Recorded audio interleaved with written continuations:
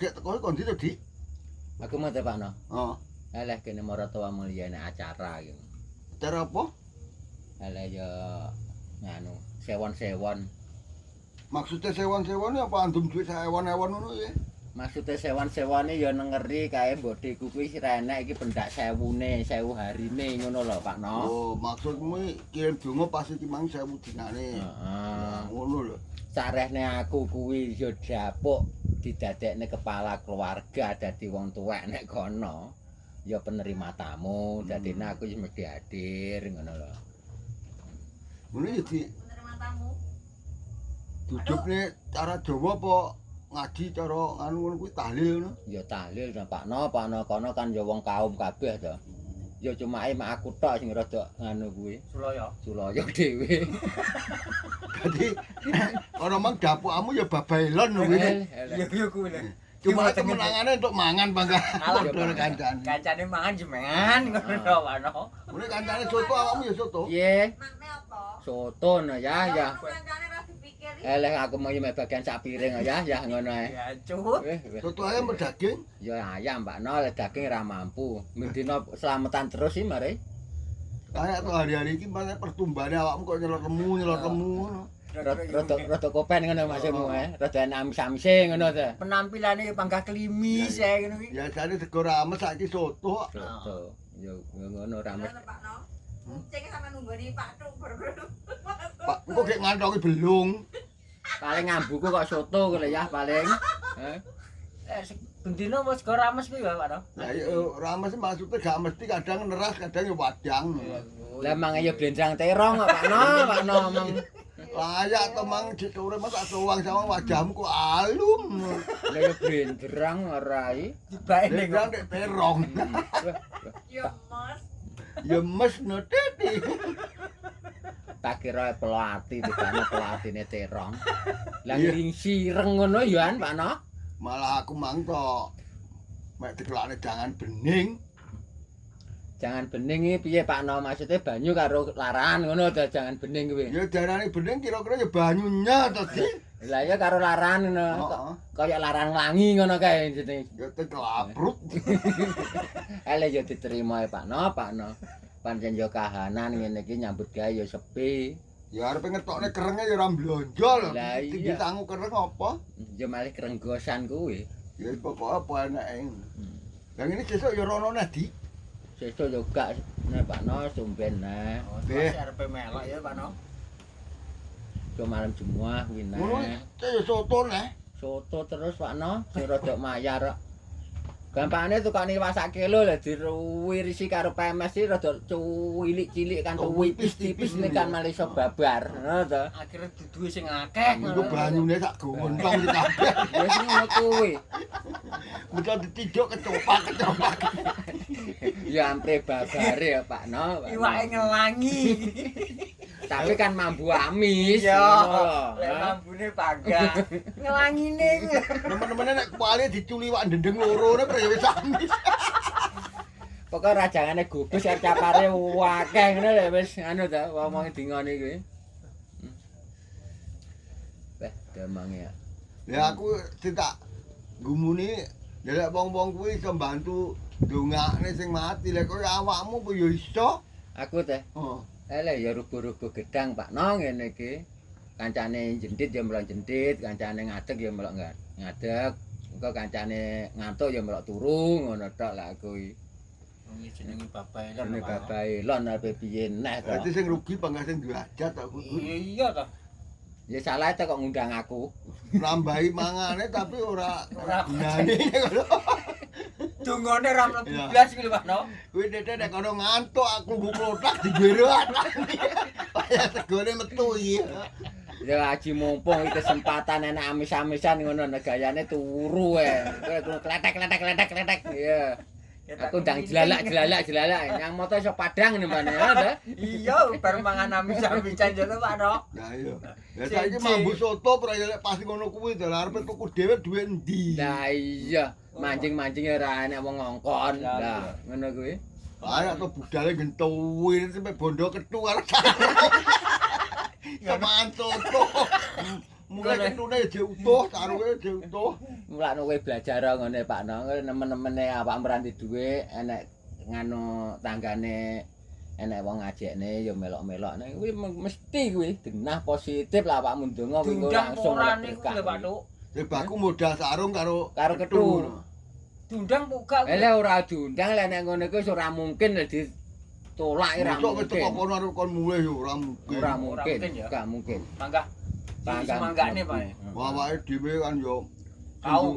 Heeh, sing domae seneng diwangi Donga. donga. Padahal ning kono kan yo mikir joglo karo lir-lir ngono.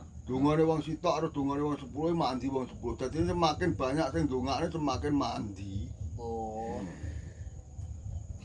Kowe kok yo genah Pak No ngono-ngono ki Ya Pak. cuma karena persediaane beras itu cukup ora digo. Kandung masak saiki sing teko. Ya mati ngene Pak No. Lek ingone kuwi engko iso cukup. Berkate sing kadung di Ya, Bunteli kuwi. bunteli kuwi lho. padahal kuwi wong-wong rung teko kuwi wis dibunteli wis diitung. Diitung. Wis diitung. Wis samare lek awak-awake dhewe ujug-ujug mas lenuk mara terus liyane ra bagian berkan terus no piye kuwi sing diajat kuwi, Wong-wong entuk berkat terus awake dhewe gak diwehi ngono.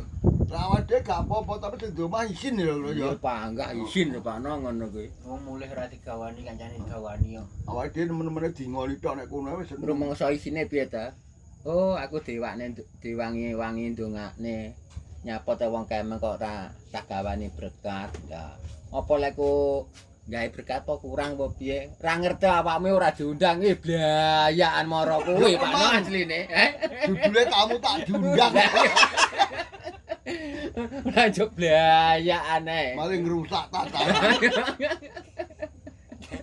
Ketok iki budak gawa sarung karo songgo songkok tapi iki Mulai kancane nggo berkat gak nggo dhewe. Lah pancen ra diundang kok kon go berkat. Tapi kan oleh mangan wisan ngono lho. sapi bisa. Wis apik. Sapi wis dingoni wis apik lho Pak. Lah timbangane nang omah jangan bening ya ta. Oh. Larang langi ngono Ya ta. biasane lek pengen soto lek gak enak wong ngendingne iki kira-kira gelem sepasar ya ora iso mangan soto ya. Ayo. Zaman mama soto lan wong mantu tok. Heeh. Ya kuwi. Wah malah wong mantu malah larang Malah haram. Paling murah sak piring ya 50.000 karo 50.000. aku wae. Aku Ya wae kuwi rokok sautil. kok Saudi Lek jajane dicepaki, lek dicepaki jajane paling ya gedang tok Bud paling Oh. ngono to. Dang tok. Paling umume wong lanang paling cukup gedang sitok ya wis. Ngono wis 50.000. Ya lek wong wedok iso nggo tas gedhi paling nggih ngiseni jajan. Beda kati ya. Iya. Iya. Ati-ati ngecokne karo lek buah. Bu 50.000 ne sing piye sing tase gedhe diseni kresek sing jenang diadahi sing jajan piye ya. Lah wingi kok lek nggo jajan lho didep nek warung iso temu duit 100 barang bu 50 Alasane wayahe mulih ki mung titipane ngene. Titipane loro, nggawa 3 4 piye piye. Ora ngerti amplop telu sing diseni duit mek sitok. Ngono omong. Ngono kok dijalukne berkat. Walah ya kebangetan. Aja ngebaleni neh ya ngene. Nyanti to wong emang? Oh minggat. Wonge minggat ta timbana. Ya kira isin di kebuka kertune. Kok gendile nek sar pelem kono wonge. Biar nek betiko mbah bule pisan. Wayahe. Lah awakmu ora ngopi ta Pak Nom? Lah jiwapan sak sore wis ngopi pisan ya wis. Enak, Pak No. Tapi ya dijaluk. Panjen kowe dancuk tawa-tawa pengen njaluk. Tawa-tawa. Kan nawani tok, wong sebelum tak tawani kok. Timbane ra omong mung lambene katiyahi. Ya abang-abang lambe ngono. Nawani, ngira nawani. Dinget kebungkusan cita didelik-delikne. Iya. Kemasane sing warung gak beruang apik. Yo beruang. Emang janganmu apa ta ya? Soto lah. Soto apa? Soto kates. Menyak itu tenanan dah. Lho kok bumbu soto ae ampase kates. Siwir-siwir. Dikelo kuning ta? Soto dikelo kuning kates dirisi kata kotak-kotakno kok lho. Aku malah seneng nek soto kates timbang soto tenanan. Ngono lek omong-omong soto. Soto. Tapi emang soto tenanan, Pak No.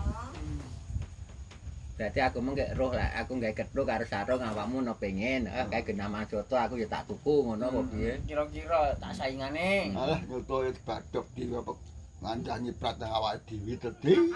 Tapi lah awakmu panen kacang gayane Nah, ngono. aku gak omong, aku kok Mindak, diatrek. mindi. Aku ora omong kok Lah, Dek. diatrek. Lah dhewe nganu masak amis-amisane semida kae. Ngono ta. Kowe mbok tawa-tawa. Apa sih kuwi jebol kacang kaya mek mbaten tok. Yo, masa to ya ra dikek mbaten tok. Ya kok sore lho Pak Du, lah kok diteri to Mbak ya ampun. Wancen rumah ae diteryo Berarti dongamu iki ya nganu ya kowe. dikabulkan. Ya aku mek mbaten tok, cara gak dikeki kok telana. Dan ulate metutut ae. Ya cangkeme kena dikoncret iki Pak No. Nyontung trono rene kok. Untunge aku ki ndang tanggap. Bojoku ndang tau ya aku katya terono ndak titik, aku iki bahane hatrot ae. Ora Pak Du aku tukang gatrot. Ya modelane wonge ngono Wis ketara. ketara. Kok pawakane pisan. Pawane apa? Hatrotan. Awakmu sendu lho ya modele awakmu. Model wonge sendu. Heeh. Seneng duit ngono ya. Ya mesti to. Ndak ngono. Jangan yang lanang apa oyak-oyak ke kon nyingkreh ke omah. Pas Pak Du salah. Pancen ngono kuwi ya ditawani kancane kuwi. Ora ditawani tok tapi ora diwehi kok ban pegel. Lah kuwi mung ya pres-presan kok paling sotone lek gawe, ha? Ya mosok mesak mangkok tok. Paling kok. Menyel jek sak adang sak anu kalau. Lah lek nyatane Pak ya ora ditawani nek mung, ha to. Mang terus ngalih mung wong Ngalih. Ngono ki Pak, mangan apa piye ya ora. Ngadop lawuh soto ngenteni pake ngalih. Mang yo ora, Pak. Gak karo soto Pak Du. Kok berkat iki no. Ya. Ya anake duit. Anak demit Pak ya apa? Geruwu. Lho ya. Tenan ya. Kowe sen lek kualat kok jamu mente piye? Malik aja. Malik ngono kae. Tapi enak ya jadi. Kancane awake dhewe tau. Sing bar dimasak ning iwak jambu mente. Mas apa Pak No? Iwak. Eceng-eceng iwak. Aku bayangne. Lah terus kate ada di jambu mente gek sak piro. Iya, piye jambu mente raksasa. Lah wis sitoke ra delok kemari. Iki kira-kira yang dipores dimasak nek dadi sak wajan kene ya. Gak kakean duduh. Kok dadi jambu mente. Bayangne iki liyane sing apik ngono kok. Lah Jamu dadi apa kualat. ya?